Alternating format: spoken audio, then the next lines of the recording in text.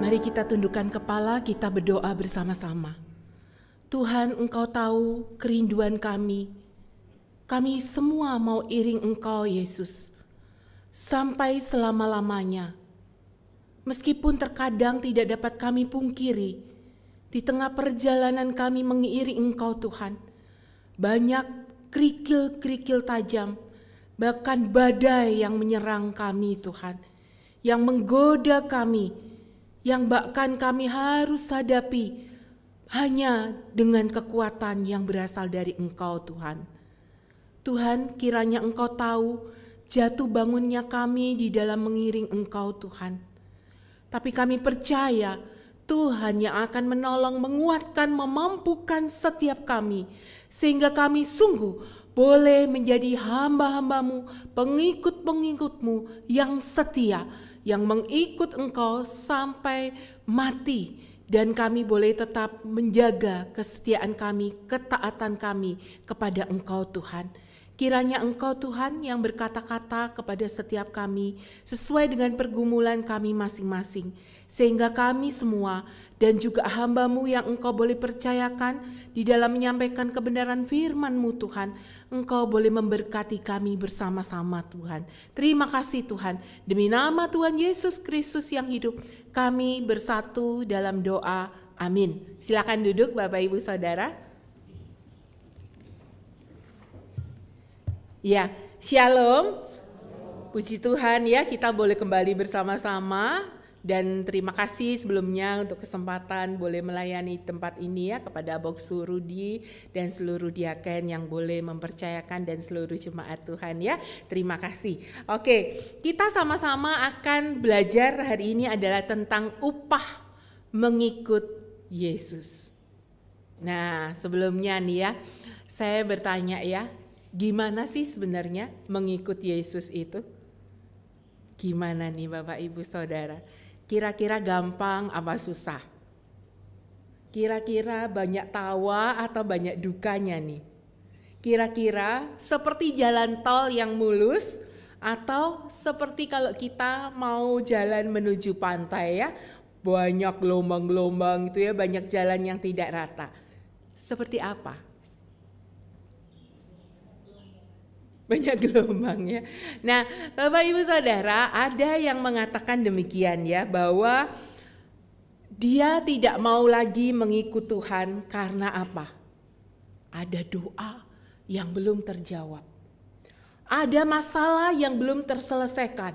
Bahkan mengalami jalan buntu, bahkan mengalami kesukaran-kesukaran. Saya ingat ya, saya itu bukan dari keluarga Kristen. Kami itu keluarga Konghucu yang sangat totok ya, yang sangat benar-benar memegang kelenteng itu seperti rumah kedua saya ya. Tapi saya melihat bahwa ketika saya mengikut Tuhan, kalau saya mengukur dari badai atau tantangan, jujur ya Bapak Ibu Saudara ya, Bapak Ibu Saudara bisa akan menjawab, lebih sulit mana saya sebelum jadi anak Tuhan atau sesudah jadi anak Tuhan? Seperti tadi dibilang banyak badai, banyak tantangan. Tapi bukan berarti kita itu ikut Tuhan banyak sedih-sedihnya, benar gak? Sehingga ada orang yang mengatakan, udah gak mau ikut Tuhan lagi, habis. Banyak susahnya, banyak kesulitannya, dibilang belum apa-apa udah pikul salib, jadi udah mundur teratur. Saya teringat kepada seorang majelis ya, yang dimana saya itu pernah melayani di satu gereja. Bapak Ibu Saudara, saya kaget banget karena apa? Majelis ini saya mengenal beliau itu sebagai orang yang wah luar biasa ya, bersemangat melayani, habis-habisan untuk Tuhan, gak hitung-hitungan untuk Tuhan. Tapi satu ketika saya itu cuti ya, saya udah pindah dari gereja itu, saya cuti, saya diundang pelayanan dan saya menginap di sana beberapa hari gitu ya. Saya terkaget-kaget karena apa Bapak Ibu Saudara? Dari MJ jadi HJ. Tahu maksud saya? MJ jadi HJ. Majelis jadi haji. Kaget loh, beneran saya kaget ya Bapak Ibu. Saya kalau masih ingat itu saya rasanya sedih ya, bukan menghakimi tapi bisa gitu ya, kok bisa gitu ya. Nah, Bapak Ibu Saudara, bukankah ketika kita mengikut Tuhan, kita tidak bisa memungkiri bahwa banyak kesulitan yang kita hadapi, benar gak? Banyak tantangan sehingga ada anak-anak Tuhan yang begitu bersemangat. Tapi ketika kemudian doanya atau usahanya mengalami seret ya, apalagi pandemi ini begitu mengerikan, dampaknya begitu luar biasa. Banyak bukan yang kita sempat meragukan, Tuhan itu benar ada gak sih? Saya ini sudah melayani Tuhan habis-habisan loh. Saya ini sudah pokoknya korban segala sesuatu. Tapi kenapa justru Tuhan menimpakan saya seperti ini? Boro-boro saya dapat upah. Masalah iya, kesulitan iya. Sehingga banyak anak Tuhan yang kalau tanpa disadari mungkin ke gereja maaf kata gitu ya Bapak Ibu Saudara ya. Tapi apa? Imannya udah mulai apa? Mengecil rasanya ke gereja karena gak enak hati. Atau bahkan mungkin ada yang gak mau udah ke gereja. Saya melayani di satu jemaat yang ada, saya tidak sebutkan tentu ya namanya ya. Udah sakit sekian lama, suaminya harus menghidupi istrinya yang gak mudah ya sakitnya. Sampai kami sedih karena apa? Suaminya itu satu ketika waktu kami membesuk dia mengatakan gini, kayaknya Tuhan udah tidur deh. Kami kaget ya, kok bisa Tuhan udah tidur gitu ya? Tuhan gak peduli deh. Buktinya istri saya sakit udah berapa lama gak sembuh-sembuh. Bahkan progresnya semakin memburuk. Nah Bapak Ibu Saudara, kita mau lihat berapa tipe pengikut Yesus itu seperti apa. Supaya kita bisa lebih lanjut. Sebenarnya kita ini bicarakan hari ini tentang upah ya, upah ikut Yesus. Nah kita mau tahu sebenarnya tipe ikut Yesus, pengikut Yesus tuh kayak apa sih? Ada beberapa tipe di sini ya. Nah iya, oke, berhasil ya akhirnya ya. Pengikut Yesus ada beberapa macam Bapak Ibu Saudara. Ada orang itu yang ikut Tuhan, maaf kata, karena ada maunya. Karena berpikir bahwa ikut Tuhan itu ada banyak mujizat loh nanti. Ada banyak kesembuhan. Ada banyak berkat Tuhan. Saya susah nanti hidupnya akan gak susah. Saya akan ringan hidupnya. Saya akan terbantu oleh begitu saya ikut Tuhan. Paling gak gereja bisa bantu saya. Ya semoga tidak ada di gereja kita ya. Nah ada orang yang ikut Tuhan karena apa? Mengikut Tuhan cari-cari alasan. Nanti dulu saya melayani, nanti dulu ya. Saya ikut Tuhan nanti deh kalau sudah tua. Kalau saya udah pokoknya pekerjaan saya udah lancar. Terus jaminan hari tua saya sudah yakin, sudah terpenuhi. Saya baru ikut Tuhan. Ada yang seperti demikian. Seperti kalau orang ditawarin saya melayani Tuhan. Tunggu ya. Kalau saya ekonominya sudah baik, sudah stabil gitu ya. Saya akan melayani Tuhan. Nah Bapak Ibu Saudara, itu ada tipe yang kedua. Tipe yang ketiga adalah tipe pengikut Tuhan yang setengah hati. Artinya apa? Ikut Tuhan tubuhnya ada di gereja tapi menyesali. Ya ternyata ikut Tuhan kayak gini toh. Ternyata ikut Tuhan benar-benar pikul salib. Jadi antara nyesel, antara enggak, antara iya, berkecamuk tuh. Jadi ikut Tuhannya setengah hati. Nah Tuhan bilang apa? Ikut Tuhan itu harus apa sih Bapak Ibu Saudara? Pikul salib, sangkal diri, mengikut aku. Nah ini yang membuat orang itu kadang berpikir apa? Ikut Tuhan gak mudah ya, tenang. Gimana saya bisa mikirin upahnya gitu ya. Nah kita lihat sama-sama yuk. Tadi kita udah membaca dalam Matius ya. Kita akan membaca dari perikop yang diberikan kepada saya ya. Dari Markus pasal 10 ayat ke-28 ya.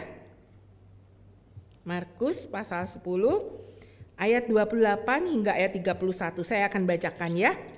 Berkatalah Petrus kepada Yesus, kami ini telah meninggalkan segala sesuatu dan mengikut Engkau. Jawab Yesus, "Aku berkata kepadamu, sesungguhnya setiap orang yang karena aku dan karena Injil meninggalkan rumahnya, saudaranya laki-laki atau saudaranya perempuan, ibunya atau bapaknya, anak-anaknya atau ladangnya, orang itu sekarang pada masa ini juga akan menerima kembali 100 kali lipat rumah, saudara laki-laki, saudara perempuan, ibu, anak, dan ladang, sekalipun disertai berbagai penganiayaan. Dan pada zaman yang akan datang, ia akan menerima hidup yang kekal." Ayat 31, "Tetapi banyak orang yang terdahulu akan menjadi yang terakhir, dan yang terakhir akan menjadi yang terdahulu." Nah, Bapak Ibu Saudara, kalau kita lihat di sini ya, apa sih yang diminta oleh Yesus ketika kita ini mau mengikut Dia? Apa? Kita ini harus meninggalkan apa? Kita lihat ya.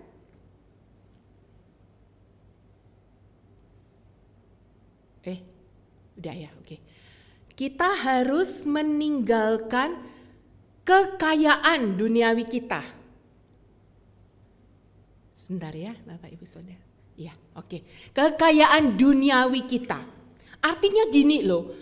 Hati-hati ya dengan ini ya. Kadang karena ada beberapa tahun yang lalu ada orang tuh yang sampai sekeluarga heboh gitu ya, ninggalin kekayaannya, jual semua hartanya ya. Miskin, bener-bener miskin. Mereka berpikir ikut Tuhan itu harus ninggalin segala sesuatunya, kekayaannya semua, sampai gak punya apa-apa, gak punya rumah. Nah, itu maksud Tuhan bukan seperti itu tentu ya. Yang dimaksud Tuhan meninggalkan kekayaan dunia itu artinya adalah disebut memang rumah ladang. Artinya bukan kita itu jual milik kita semua, terus kita benar-benar hidup seperti, maaf ya, gak punya apa-apa gitu. Enggak, Tuhan gak minta kita seperti itu tentu ya. Tapi di dalam hal ini Tuhan berbicara kepada kita ketika kita mau mengikut Tuhan, itu berbicara kita harus meninggalkan kekayaan duniawi, berarti adalah berbicara bagaimana kita punya prioritas ketika kita sudah menjadi pengikut Yesus. Apakah kita ini tetap pikiran uang terus? Apakah yang kita pikir terus harta terus? Sehingga gak mau susah hidupnya, gak mau korban waktu, gak mau korban tenaga, gak mau korban pikiran. Pokoknya saya mentingin saya dulu, deposito saya udah banyak, uang tabungan saya udah banyak, saya nanti baru mengikut Tuhan. Nah, itu yang dimaksud Tuhan, meninggalkan kekayaan duniawi. Agar kita menyadari bahwa harta yang ada adalah apa sih Bapak Ibu Saudara? Harta yang kita miliki itu apa sih Bapak Ibu Saudara? Titipan dari Tuhan, amin. Bukan sesuatu yang harus kita apa? Klaim. Ya, ada aliran tertentu yang berkata apa? Mobil ini saya klaim jadi milik saya.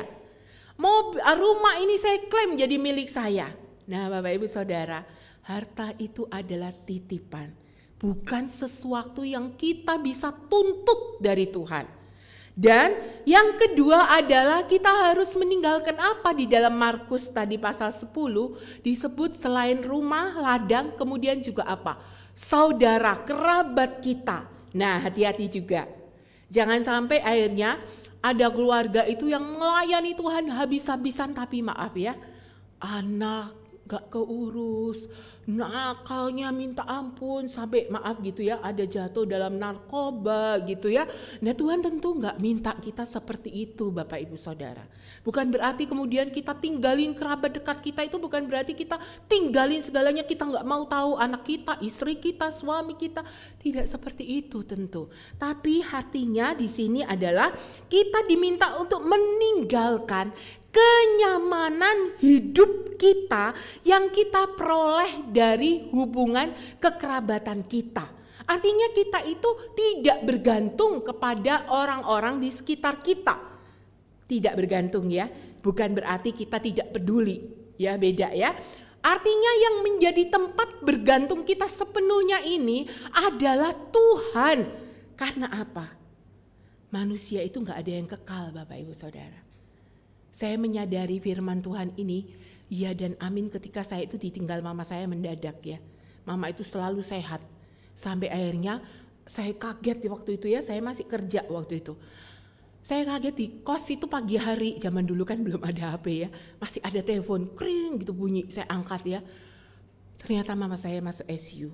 Dan jam 12 siang, itu jam 5 pagi ya, masuk ICU, jam 12 siang mama saya itu meninggal. Saya baru tersadarkan ternyata apa? Orang yang terdekat sekalipun, tumpuan harapan kita, tempat bergantung masa depan kita, itu tidak bisa kita pegang erat-erat. Karena semua manusia itu apa, Bapak Ibu Saudara? Suatu waktu bisa meninggalkan kita. Manusia itu terbatas. Nah, ayat ini berbicara kita meninggalkan kerabat dekat itu artinya tidak menjadikan keluarga itu satu-satunya tempat bergantung kita.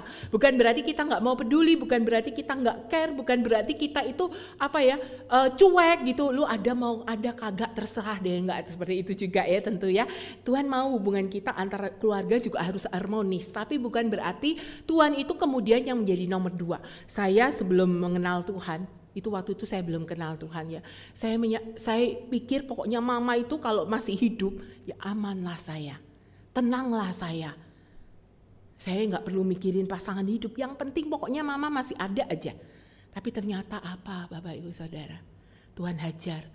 Mama saya itu dipanggil Tuhan mendadak. Nah ayat ini berbicara untuk kalau kita mau mengikut Tuhan di kitab Mazmur tadi, tinggalkan itu.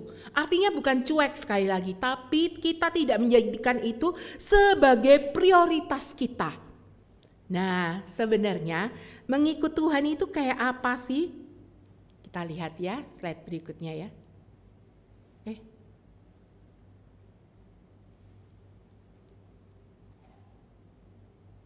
Ya, mengikut Tuhan saya gambarkan beberapa poin adalah supaya kita menyadari layakkah kita itu sebagai pengikut Tuhan meminta upah dari Tuhan.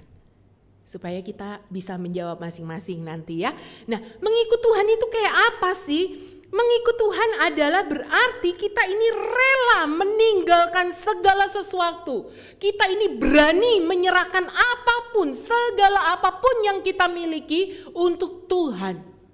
Tapi ingat tadi kan saya sudah memaparkan tentang kalau kita mengikut Tuhan harus meninggalkan kekayaan duniawi. Kita juga harus berhikmat ya, bukan berarti sampai kita dibuat miskin. Enggak, tapi artinya adalah kita ini berani meninggalkan segala sesuatu. Perikop ini sangat indah karena sebelumnya bercerita tentang orang kaya yang diajak ikut Tuhan tapi apa? Enggak berani karena Tuhan bilang apa? Tinggalkan kekayaanmu. Orang mikir, tinggalkan kekayaanmu nanti saya hidupnya pakai apa dong gitu ya. Nah artinya bukan kayak gitu, tapi ikut Tuhan adalah kita berarti melepaskan segala sesuatu demi Tuhan. Kita tidak menjadikan karir, harta kita, kekayaan kita sebagai acuan tujuan hidup kita. Bapak Ibu Saudara, memang kita ini segala sesuatu kan diukur dengan materi ya. Tapi jangan sampai kita akhirnya karena materi, kita itu melepaskan Tuhan. Atau kalau bagi anak muda, karena pasangan hidup melepaskan Tuhan. Nanti itu saya akan bahas di KU2 ya, karena tadi KU2 dibilang adalah untuk kaum muda ya. Nah yang kedua adalah mengikut Tuhan itu berarti apa? Ketika kita sudah menyerahkan apapun yang kita miliki untuk Tuhan, Tuhan bekerja, Tuhan mau pakai apa itu kita serahkan gitu. Karena kita sadar harta itu titipan Tuhan. Yang kedua adalah kita harus mau percaya kepada Tuhan. Percaya dengan segenap hati. Bahkan hidup mau di bawah kontrol Tuhan. Artinya bukan kita yang mengontrol Tuhan. Artinya bukan kita yang mengendalikan Tuhan. Artinya bukan kita yang ngatur Tuhan. Artinya bukan kita itu, Tuhan kamu harus kayak gini-gini nih. Saya udah melayani Tuhan, udah habis-habisan. Tuhan tuh harus kayak gini-gini nih. Gitu. Tapi seorang yang mengikut Tuhan itu harus mau trust Him. Percaya kepada Tuhan. Menyerahkan segala-galanya bagi Tuhan. Karena Tuhan sudah menyerahkan segala-galanya bagi kita Bapak Ibu Saudara. Dan yang ketiga, mengikut Tuhan itu adalah jangan berbangga atas apa yang sudah kita lakukan. Kadang orang itu hitung-hitungan sama Tuhan, berpikir apa? Tuhan, saya ini udah hartanya udah saya kasih loh buat Tuhan. Saya ini perpuluhan, benar-benar udah perpuluhan loh Tuhan. Saya ini udah melayani udah habis-habisan loh Tuhan. Bahkan dari hari Senin sampai sampai Sabtu saya ini udah habis waktunya. Minggu belum lagi ke gereja. Tolong dong Tuhan, ngertiin dong, kenapa saya ini masih harus bergumul, kenapa saya masalahnya masih belum beres, kenapa saya masih mengalami usaha yang seret, kenapa pekerjaan anak saya kok belum dapat, kenapa jodoh saya kok belum dapat, kenapa.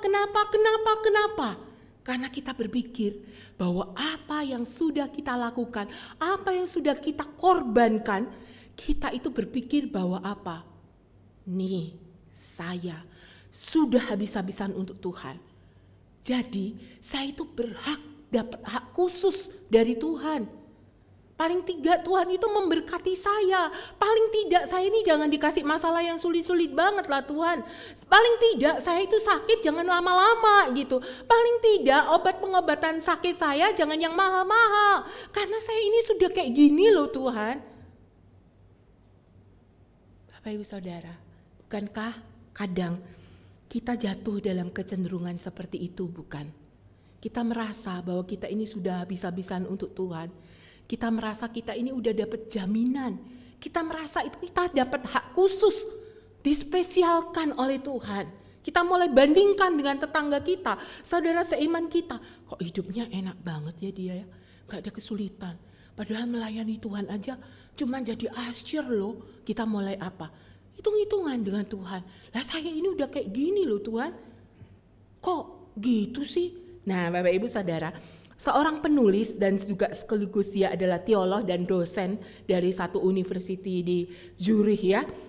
Dia bernama adalah Edward Schweitzer ya. Dia mengatakan gini. Dia bukunya itu adalah tentang kabar baik menurut Injil Markus. Dia mengatakan satu kalimat ya, saya bacakan ya.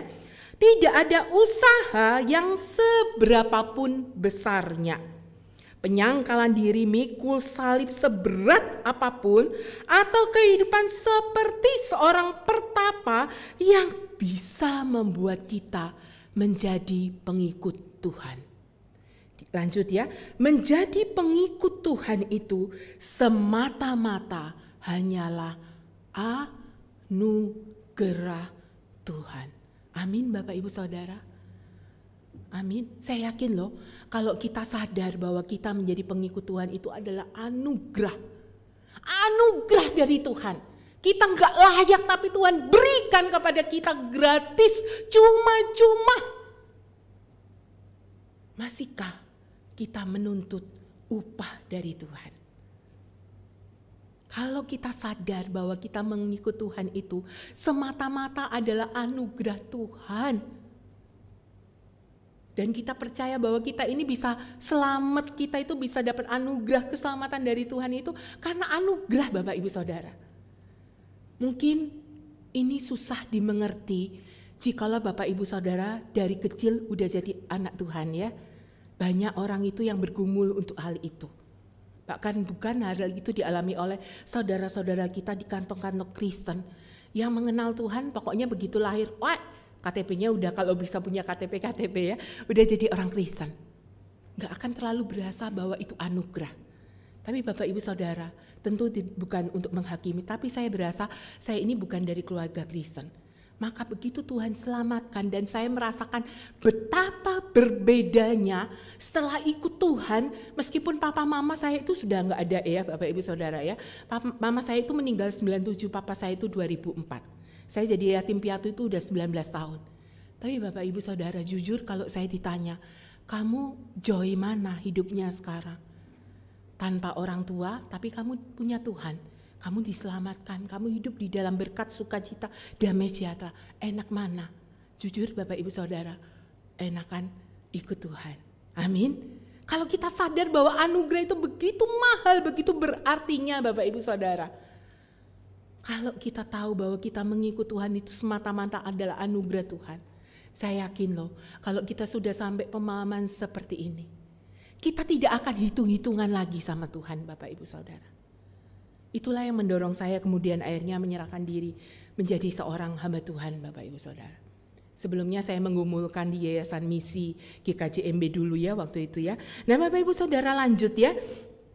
Kita sadarlah bahwa mengikut Tuhan itu jangan membuat kita berani menuntut, berani minta imbalan sama Tuhan. Seperti Petrus, dia bilang apa? Kalau orang kaya itu Tuhan, kan gak mau tuh ninggalin kekayaannya Tuhan. Lah saya ini loh sudah menyerahkan segala-galanya untuk Tuhan. Kekayaan saya, pekerjaan saya, bahkan keluarga saya tinggalkan. Petrus mulai apa? Bertanya, upah saya apa dong Tuhan? Saya dapat apa dong? Saya ini udah kayak gini loh. Nah pertanyaan Petrus itu seringkali menjadi jebakan juga buat kita Bapak Ibu Saudara. Nah ketika kita sadar bahwa mengikut Tuhan adalah anugerah, maka kita tidak akan meminta Tuhan itu memberikan sesuatu bagi kita. Tapi kita mengikut Tuhan karena untuk mendapatkan Tuhan itu sendiri dalam hidup kita. Karena sekaligus ketika kita mendapatkan Tuhan, kita juga mendapatkan sumber segala berkat. Karena Dia adalah sumber segala berkat. Amin Bapak Ibu Saudara. Makanya dikatakan ikut Tuhan itu harus percaya Tuhan, harus percaya pemeliharaan Tuhan. Tapi tentu bukan seperti yang tadi saya bilang ya, menyerahkan hidup miskin semiskin-miskinnya itu ya tentu gak berhikmat juga ya Bapak Ibu Saudara ya. Nah selanjutnya, apa sih yang dibilang kalau kita sudah sampai di dalam tahap pemikiran seperti ini? Apa sih upah kita kalau kayak gitu? Apa upah kita? Bentar ya. Ya, apa upah kita Bapak Ibu Saudara? Kita kadang berpikir seperti orang pekerja, seperti karyawan, seperti pengusaha. Kalau kita bekerja seperti ibu rumah tangga juga ya. Kalau saya sudah punya suami, saya dapat uang bulanan berapa nih? Gitu kan? Benar gak? Kalau saya gak punya uang bulanan, lah ngapain saya bersuami gitu kan istilahnya. Kadang kan kita terjebak dalam pemikiran-pemikiran seperti itu ya. Nah kadang kita itu melihat segala sesuatu itu dari materi. Karena memang dunia ini menuntut kita juga harus yang kayak gini, harus yang kayak gini, harus yang kayak gini. Penghargaan kita seringkali kita berpikir kalau kita jadi orang kaya, kalau kita dihormati, kalau kita ini punya jabatan, kalau saya ini diterima di dalam pelayanan itu karena saya itu punya talenta. Saya punya sesuatu yang saya dapat lakukan. Jadi kita itu berpikir selalu apa? Ada timbal balik di dalam segala sesuatu. Kalau saya begini, maka saya begini. Nah ikut Tuhan, upahnya tidak seperti itu Bapak Ibu Saudara. Upah ikut Tuhan adalah Tuhan bilang apa? 100 kali lipat. Tapi ini bukan berbicara secara harafiah. Bukan berbicara bahwa kalau saya ikut Tuhan nanti saya pasti tidak akan pernah berkekurangan. Saya ikut Tuhan pasti akan kaya. Rumah saya bisa berjumlah puluhan. Harta saya bisa miliaran atau triliunan mungkin ya. Kita berpikir seperti itu. Tapi 100 kali lipat ini sekali lagi Tuhan bukan bilang tentang teologi kemakmuran Bapak Ibu Saudara. Tapi ingat bahwa tadi Tuhan udah bilang di ayat-ayat sebelumnya, tinggalkan kekayaan duniawimu, tinggalkan kerabatmu. Artinya bukan 100 kali lipat, berarti bukan Tuhan itu menjanjikan kalau kamu kasih segini nanti kamu dapat berkali-kali lipat, 100 kali lipat. Sampai akhirnya apa? Kita jual semuanya, kita kasih ke Tuhan perpuluhan, kita berharap apa? Nanti kan Tuhan balikin 100 kali lipat. Nah, upah ikut Tuhan itu tidak selalu materi Bapak Ibu Saudara. Saya tanya ya, kalau materi itu bisa membuat kita happy enggak sih? Kalau kita punya segalanya, itu jaminan enggak kita bisa happy, bisa joy? Ada seorang konglomerat di Jerman. Dia orang nomor yang paling kaya. Tapi satu ketika di Jerman geger karena apa? Pengusaha yang terkenal begitu kayanya ini menabrakkan dirinya saat sebuah kereta api itu melintas. Kita lihat bukan, kekayaan itu bukan jaminan kita bahagia. Tapi ketika Tuhan bilang upahmu itu kalau apa sih? Kalau kamu sudah ikut aku, ya enggak? Benar enggak kita ini sudah ikut Tuhan benar-benar enggak? Baru kita berpikir tentang upah. Artinya tapi bukan berarti kita ini menuntut Tuhan juga untuk kasih upah. Tapi Tuhan itu bilang apa sih? tidak akan pernah berkekurangan bagi setiap kita yang melayani Tuhan. Tidak akan pernah dibiarkannya Tuhan kita itu sendirian. Tuhan itu nggak tinggal diam dalam segala kebutuhan kita, Bapak Ibu Saudara. Percayalah hal itu. Saya sudah mengalami hal itu secara real dalam hidup saya. Ketika saya sudah menjadi seorang hamba Tuhan, meskipun karir ditinggalkan ya, meskipun mungkin untuk mengawali sebagai hamba Tuhan itu nggak mudah gitu ya, tapi ternyata ya saya tetap bisa makan kok. Ternyata saya tetap bisa hidup ya karena Tuhan itu berkata apa? Tuhan sediakan. Gak usah mikirin itu semua. Dan yakinlah bahwa bagi kita ada hidup yang kekal yang Tuhan sudah sediakan bagi kita. Percayalah bahwa di dalam Wahyu 3 ayat 7 berkata demikian. Jikalau Tuhan itu sudah membuka pintu, maka tidak ada seorang pun yang dapat menutupnya. Amin. Kita percaya Tuhan itu pemilik antero alam semesta ini. Dia pencipta, dia pemilik kita. Sehingga untuk apa kita perlu takut, perlu gentar akan hari esok kita. Ya tentu bukan berarti kita gak berhemat, kita boros gitu ya. Brol-brolan, gak punya tabungan ya. Tentu tidak seperti itu maksudnya. Tapi percayalah bahwa ketika kita ikut Tuhan sungguh-sungguh, Tuhan itu akan memperhitungkan segala sesuatunya. Bukan perhitungan secara manusia kalkulasi ya. Dan itu sudah kita dapatkan dari teladan Tuhan. Ketika Tuhan itu mau mati di kayu salib bagi kita Bapak Ibu Saudara. Sebentar lagi kita ini akan memperingati malam kesengsaraan Jumat Agung. Kalau kita boleh bertanya di dalam hati kita masing-masing, pengorbanan yang kita sudah berikan bagi Tuhan, sebanding gak kira-kira sih dengan pengorbanan yang Tuhan sudah lakukan bagi kita Bapak Ibu Saudara? Sebanding gak? Tuhan itu udah kasih nyawanya loh buat kita. Bahkan ketika kita masih menjadi seterunya. Peristiwa momen Jumat Agung itu menjadi momen turning point saya. Kenal Tuhan dan benar-benar menyerahkan hidup ikut Tuhan. Karena saya berpikir kok ada ya orang udah dijahati kayak gitu rupa. Udah diludai, dicemooh, difitnah, dituding-tuding, dikatakan salibkan dia. Tapi kok bisa ya di atas kayu salib dia mengatakan, ampunilah Bapa, karena mereka tidak tahu apa yang mereka perbuat. Kok bisa ada orang yang sebegitu mengasihi orang yang sudah jelas-jelas jahat? Kita kan kadang berpikir, lah itu kan orang Farisi, itu kan ahli Taurat. Lah saya kan bukan yang nyalipin waktu itu. Tapi pertanyaannya Bapak Ibu Saudara, kita diselamatkan juga waktu itu keadaan kita juga masih seteru Allah. Dan bahkan ketika kita sudah dibaptis sekalipun, kita sudah melayani Tuhan. Bukankah terkadang kita masih hidup mendukakan Tuhan. Tapi Tuhan itu masih tetap mau mengasihi kita loh.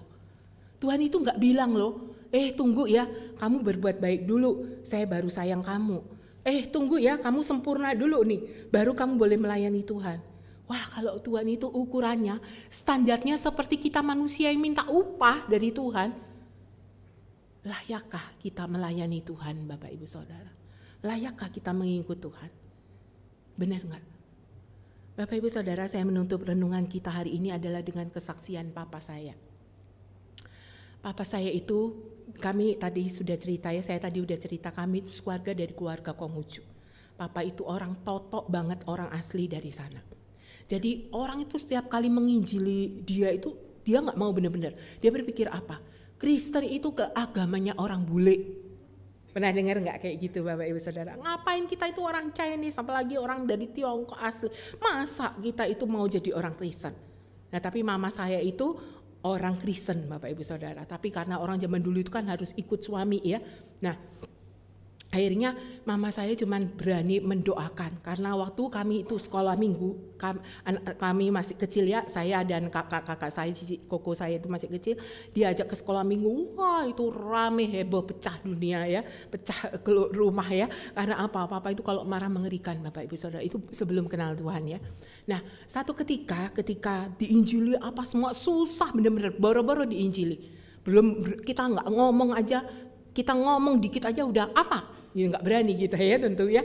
Nah sampai akhirnya kita waktu kecil itu udah nggak pernah sekolah minggu lagi karena kasihan sama mama ya.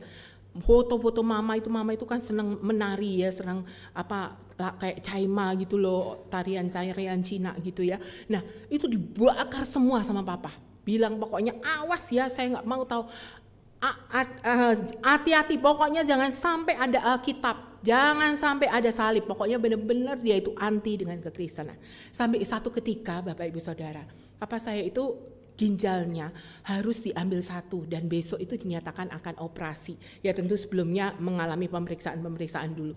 Nah malam itu sudah di rumah sakit, sudah opnam, besoknya paginya mau dioperasi.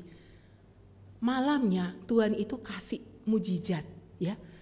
Papa saya itu didatengin oleh Tuhan, Tuhan pegang infusnya dan Tuhan itu bilang, tenang Pak, besok nggak akan ada apa-apa. Itu belum diceritain ya sama papa saya, tapi itu diceritain ketika papa saya kemudian akhirnya benar. Besok paginya dokter itu periksa lagi, ternyata dokternya juga kaget. Loh kok bisa sih ginjalnya nggak apa-apa tuh, udah nggak jadi operasi. Sejak itu papa itu percaya Tuhan, terima Tuhan Bapak Ibu Saudara. Karena dia tanya sama mama, tadi malam memang ada yang datengin saya. Tuh wajahnya tuh kayak patung depan lobi kalau masuk rumah sakit di Surabaya itu, El Kaset itu rumah sakit Kristen ya. Tuh wajahnya orang itu tuh kayak itu loh, kayak patung itu. Dan mama langsung masuk dalam Injil, papa percaya Tuhan, terima Tuhan. Dan papa percaya Tuhan, terima Tuhan itu artinya bukan kemudian dia hidup semaunya, enggak loh. Tapi dia benar-benar nunjukin bahwa dia itu mau ikut Tuhan dengan sungguh-sungguh. Dia itu kalau zaman dulu itu di gereja itu kan dapat renungan harian ya Bapak Ibu Saudara. Renungan harian itu kan kecil ya. Papa saya itu minusnya banyak. Dan itu difotokopi sama papa itu perbesar jadi A3.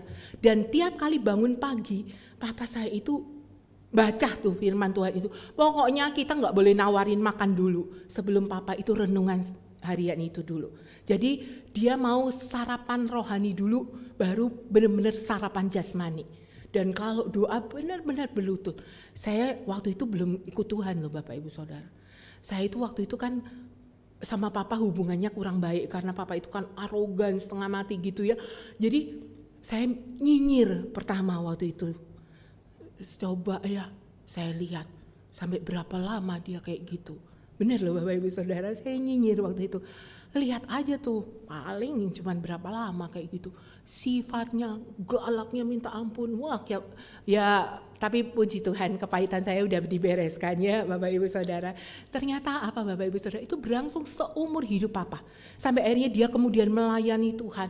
Dan ternyata dia divonis oleh dokter sakit kanker paru-paru. Tapi dokter bilang 1 tahun itu sudah bagus. Kalau biasanya sudah stadium 4 kayak gini, rata-rata pasien dengan umur papa yang waktu itu udah 77, kayaknya gak akan bisa deh setahun. Tapi papa tuh sanggup loh setahun Bapak Ibu Saudara. Dan ternyata bukan apa, tapi dia ikut Tuhan benar-benar. Dia bukan kemudian menjadi anak Tuhan yang apa sih, Tuhan saya ini udah melayani Engkau. Saya ini sudah habis-habisan buat Tuhan. Saya sakit kanker pun tubuh saya udah kurus, kering, udah bongkok jalan saya. Saya tetap ke gereja loh. Adain dong Tuhan mujizat. Masa saya ini kurang sih di hadapan Tuhan? Saya ini udah kekorbanin semuanya loh ikut Tuhan. Puji Tuhan, papa saya gak hitung-hitungan itu Bapak Ibu Saudara. Setiap kali kalau pendeta, tim besuk datang, kok bisa pas ya tadi lagunya ya. Saya mau iring Yesus, itu permintaannya selalu. Sampai waktu dokter udah vonis dia udah mau kena ke kepalanya ya, dia mau koma.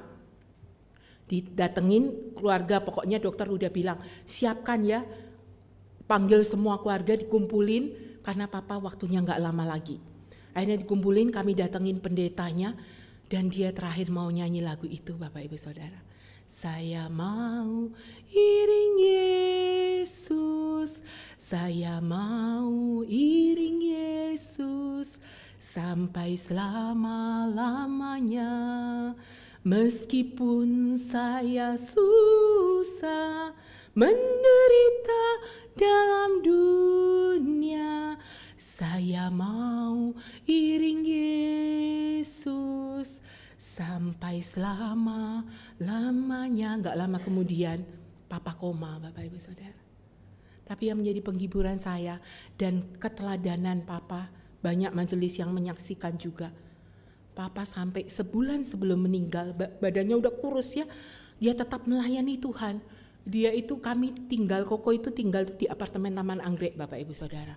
Dan Papa itu harus ke gereja GKI Puri Indah. Saya sebutin namanya karena saya mau menggambarkan perjalanan yang dia harus tempuh ya. Dia berangkat ke gereja itu selalu sendiri, sampai sakit pun juga selalu sendiri, naik angkot Bapak Ibu Saudara. Anak-anak kasih uang taksi pun dia gak mau pakai. Papa masih bisa jalan, naik angkot, dan angkotnya itu 2 kali Bapak Ibu Saudara. Dan kalau Bapak Ibu Saudara tahu GKI Puri Indah itu kan masih harus masuk ke dalam ya, dia jalan kaki. Dan waktu melayani jadi asyar selalu apa? Kumpulin tuh buku-buku KPPK. Jadi double kerjaannya. Harusnya kalau ngumpulin buku KPPK itu kan kerjaan koster. Itu Papa kalau jadi asyar sekaligus dia beresin itu. Tapi yang menyentuh hati saya Bapak Ibu Saudara, momen bagi saya teladan yang luar biasa adalah dia tidak pernah menuntut. Dulu ikut Tuhan karena Tuhan ngadain mujizat nih. Saya sudah ikut Tuhan dengan setia, saya harusnya dapat upah dong. Saya harusnya dapat, paling enggak Tuhan ngelakuin mujizat lagi dong. Paling enggak Tuhan sembuhin dong. Paling enggak saya itu enggak dibuat menderita. Paling enggak saya itu ya meskipun enggak mati, tapi ya saya itu dibuat berobat di rumah lah, cukup lah. Saya juga enggak minta langsung sembuh. Kan bisa aja Papa berpikir seperti itu, bukan Bapak Ibu Saudara. Mari Bapak Ibu Saudara, kalau kita sadar bahwa kita ikut Tuhan itu semata-mata adalah anugerah dari Tuhan. Layakkah kita masih hitung-hitungan dengan Tuhan? Layakkah kita masih mengklaim, Tuhan saya udah kayak gini loh, masa saya hidupnya kayak gini sih Tuhan? Biarlah ini menjadi PR kita seumur hidup Bapak Ibu Saudara. Percayalah bahwa ikut Tuhan itu harus pikul salib. Tapi bukan berarti kita ini orang yang susahnya, menderitanya minta ampun, ya enggak ya. Tuhan tuh kasih kekuatan kok. Tuhan tuh kasih berkat selama kita hidup di dunia ikut Tuhan. Selalu ada sukacita, ada damai sejahtera. Itu saya alami secara real Bapak Ibu Saudara. Saya belum ikut Tuhan dulu gak ada tuh rasa sukacita, damai sejahtera. Meskipun papa mama lengkap ya, apa yang kita punya ada gitu. Saya gak merasa hidup saya itu plong gitu loh. Rasa tetap ada yang kurang. Dan ketika saya udah di dalam Tuhan, saya merasakan hidup itu begitu dipenuhi oleh Tuhan. Ada sukacita, ada damai sejahtera, dan bagi saya itu jauh lebih penting daripada harta kekayaan kita, daripada apa yang kita miliki secara duniawi Bapak Ibu Saudara. Ya bukan berarti saya bilang uang gak perlu ya, tetap perlu, tapi bukan segala-galanya Bapak Ibu Saudara. Biarlah renungan firman Tuhan ini mengajak kita untuk bertanya masing-masing, benar gak saya ini udah ikut Tuhan? Benar enggak saya ini sudah jadi pengikut Tuhan yang sejati?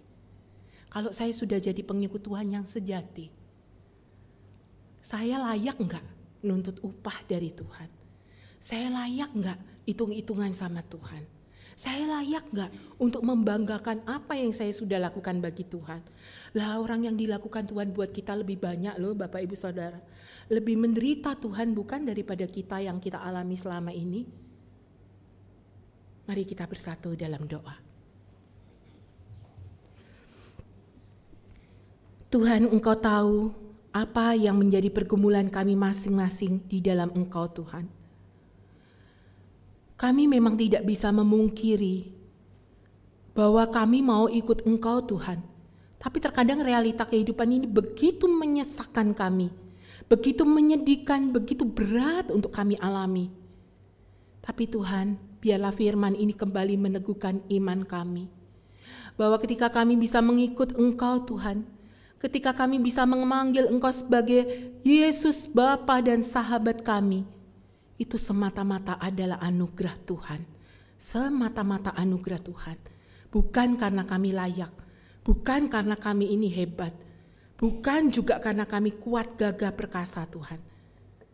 Tapi jikalau kami tetap bisa eksis di tengah segala kesulitan yang kami hadapi, di tengah segala sakit penyakit yang Tuhan izinkan masih kami alami, kami percaya bahwa janji firman-Mu adalah pencobaan yang kami alami tidak akan pernah melampaui kekuatan setiap kami.